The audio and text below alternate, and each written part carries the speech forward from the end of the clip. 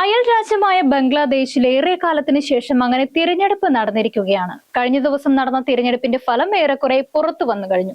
ബംഗ്ലാദേശിന്റെ രാഷ്ട്രീയ ചരിത്രത്തിലെ ഒരു നിർണായക വഴിത്തിരിവായി മാറിയ തിരഞ്ഞെടുപ്പ് കൂടിയായിരുന്നു ഇത്. ഷെയ്ഖ് ഹസീനയുടെ ഭരണകൂടത്തെ 2024 വിദ്യാർത്ഥികളുടെ നേതൃത്വത്തിലുള്ള കലാപത്തിലൂടെ താഴെ ഇറക്കിയതിനു ശേഷമുള്ള ആദ്യ തിരഞ്ഞെടുപ്പ്.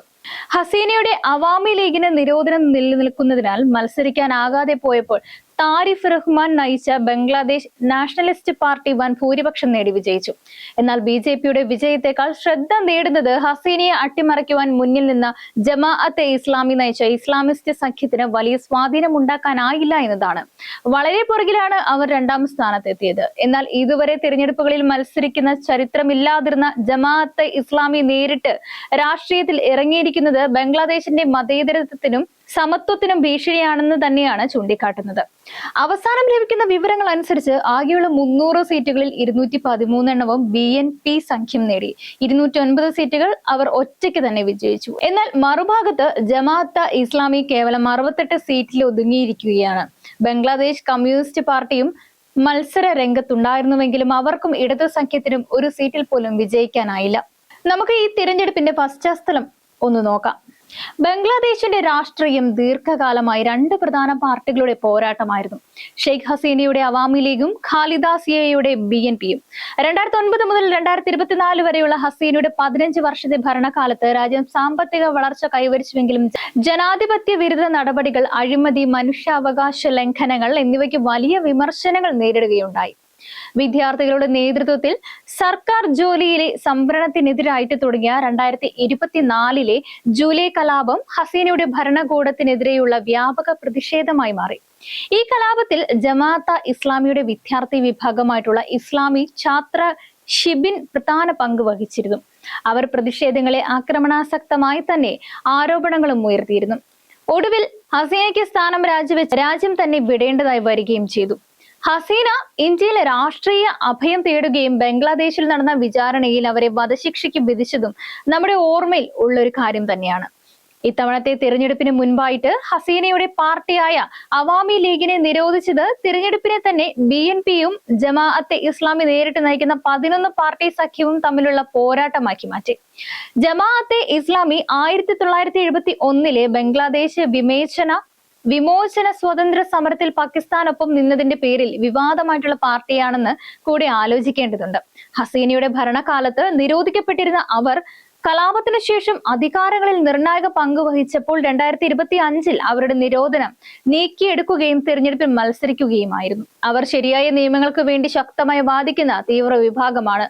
കൂടാതെ അവരുടെ ആശയങ്ങൾ സ്ത്രീകളുടെ സ്വാതന്ത്ര്യത്തെ പരിമിതപ്പെടുത്തുന്നു, മതേതരത്വത്തെ എതിർക്കുന്നു എന്നിങ്ങനെ വലിയ വിമർശനങ്ങളും നേരിടുന്നുണ്ട്. ജമാഅത്തെ ഇസ്ലാമിയുടെ ഉദയം അഴിമതി കണ്ടുമടുത്ത ജനങ്ങളുടെ പുതിയ ബദൽ തേടലിന്റെ ഫലമാണെങ്കിലും ഇത് രാജ്യത്തെ ഇസ്ലാമിക തീവ്രവാദത്തിലേക്ക് നയിക്കുമെന്ന ഭയം വ്യാപകമാണ്. രാജ്യത്ത് കലാപത്തിന് ശേഷം നടന്ന ഹിന്ദുക്കൾക്ക് നേരെയുള്ള ആക്രമണങ്ങൾ ഈ ഭീതി വർദ്ധിപ്പിക്കുകയാണ്. അടുത്തതായിട്ട് തിരഞ്ഞെടുപ്പ് പ്രചരണത്തെ കുറിച്ച് പറയുമ്പോൾ ജമാഅത്തെ ഇസ്ലാമിയുടെ തന്ത്രങ്ങളും അവർക്ക് നേരെ ഉയർന്ന വിമർശനങ്ങളും തന്നെയാണ് ഏറ്റവും പ്രധാനം.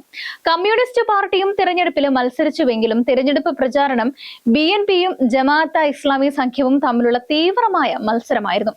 താരിഫ് റഹ്മാൻ നയിക്കുന്ന BNP സാമ്പത്തിക പരിഷ്കാരങ്ങൾ, അഴിമതി നിർമ്മാർജ്ജനം, ജനാധിപത്യ പുനഃസ്ഥാപനം എന്നിവയ്ക്ക് ഊന്നൽ നൽകി.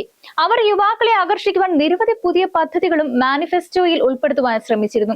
അതേസമയം തന്നെ ഷഫീഫുർ റഹ്മാൻ നയിച്ച ജമാഅത്തെ ഇസ്ലാമി കൂടുതലും യാഥാസ്ഥിക മതവിശ്വാസത്തെ മുറുകെ പിടിക്കുന്ന രീതിയിലുള്ള ആശയങ്ങളാണ് മുന്നോട്ട് വെച്ചത്. അതോടൊപ്പം തന്നെ അഴിമതി രഹിത ഭരണം എന്ന മുദ്രാവാക്യവും ഉയർത്തിയിരുന്നു. എങ്കിലും പ്രധാനമായും പലിശരഹിത ലോണുകൾ, ഇസ്ലാമിക മൂല്യങ്ങൾ എന്നിവയായിരുന്നു അവരുടെ വാഗ്ദാനങ്ങളിൽ പ്രധാനം.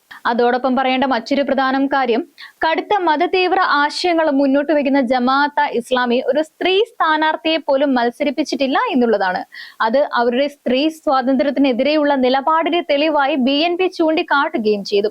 ഗ്രാമീണ മേഖലകളിൽ ജമാഅത്തെ ഇസ്ലാമി ക്ഷേമ പ്രവർത്തനങ്ങൾ വഴി പിന്തുണ നേടിയെങ്കിലും ഇത് ഇസ്ലാം ദീൻ എന്ന ആശയത്തിലൂടെ തീവ്രവാദത്തെ പ്രോത്സാഹിപ്പിക്കുന്നുവെന്ന് വിമർശകർ പറയുന്നു. പ്രചാരണത്തിൽ ജമാഅത്തെ ഇസ്ലാമിയുടെ പാകിസ്ഥാൻ ബന്ധങ്ങൾ ചൂണ്ടിക്കാട്ടി BNP ആക്രമിക്കുകയും ഇത് ദേശീയതയെ ദുർബലപ്പെടുത്തുമെന്ന് വാദിക്കുകയും ചെയ്തിരുന്നു. ഇനി തെരഞ്ഞെടുപ്പ് ഫലങ്ങളിലേക്ക് വിശദമായിട്ട് വന്നാൽ ഫെബ്രുവരി 13 പ്രഖ്യാപിച്ച ഫലങ്ങൾ പ്രകാരം BNP 300 സീറ്റുകളിൽ 209 നേടി ഭൂരിപക്ഷം നേടി.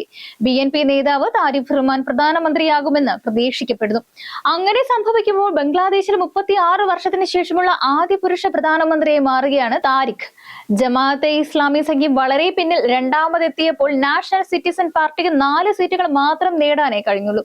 കലാപത്തിലൂടെ ഹസീനയെ പുറത്താക്കുന്നതിൽ പ്രധാന പങ്ക് വഹിച്ച ജമാഅത്തെ ഇസ്ലാമിയുടെ തിരഞ്ഞെടുപ്പിലെ പ്രകടനം പക്ഷേ പ്രതീക്ഷിച്ചതിലും വളരെ ദയനീയമായിരുന്നു. അവരുടെ തോൽവി പാകിസ്ഥാൻ പിന്തുണയുള്ള തീവ്രവാദ ഗ്രൂപ്പുകൾക്ക് തിരിച്ചടിയാണ്. ഇന്ത്യയുടെ പശ്ചിമ ബംഗാൾ സംസ്ഥാനത്തോട് ചേർന്ന് കിടക്കുന്ന ഖുൽന, രംഗ്പൂർ പ്രവിശ്യകളിൽ മുന്നേറ്റമുണ്ടാക്കിയെങ്കിലും മൊത്തത്തിലുള്ള ഫലം അവരുടെ അഭിലാഷങ്ങളെ തകർക്കുന്നതും മുജീബുർ റഹ്മാന്റെ പിന്തുടർച്ചയുള്ള ബംഗ്ലാദേശിന്റെ മതേതര മനസ്സിനെ ഉയർത്തിപ്പിടിക്കുന്നതുമാണ്.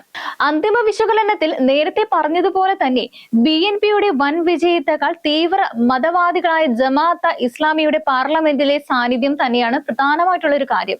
ഇത് ബംഗ്ലാദേശിന്റെ മതേതര സ്ഥാപനങ്ങളെ ദുർബലപ്പെടുത്തുമെന്ന് ഏവരെയും ഭയപ്പെടുത്തുന്നു. ഏത് വിഷയത്തിലും ഇസ്ലാമിക പരിഹാരം വാഗ്ദാനം ചെയ്യുന്ന ജമാഅത്തെ ഇസ്ലാമി പക്ഷേ ഇത് സ്ത്രീകളുടെ അവകാശങ്ങൾ, ന്യൂനപക്ഷ സംരക്ഷണം എന്നിവയെ അപകടപ്പെടുത്തുന്നു. ഹസീനയുടെ ഭരണകാലത്ത് ജമാഅത്തെ ഇസ്ലാമിയെ നിരോധിച്ചത് അവരുടെ നേരിട്ടുള്ള തീവ്രവാദ ബന്ധങ്ങൾ കൊണ്ടാണ്.